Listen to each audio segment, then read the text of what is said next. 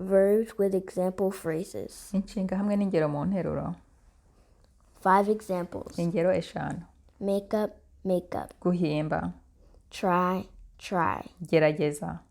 Leave, leave. Kugenda.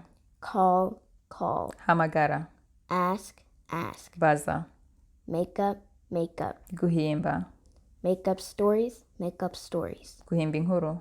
Try, try. Gerageza. Try your best, try your best. Gerageza uko ushoboye. Leave, leave. Genda. I leave you alone, I leave you alone. Ngusige wenyine. Call, call. Hamagara. Call me today, call me today. Umpamagara uyu munsi. Ask, ask. Baza.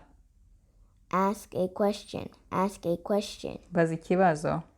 Thanks for listening, and please don't forget to subscribe, and see ya.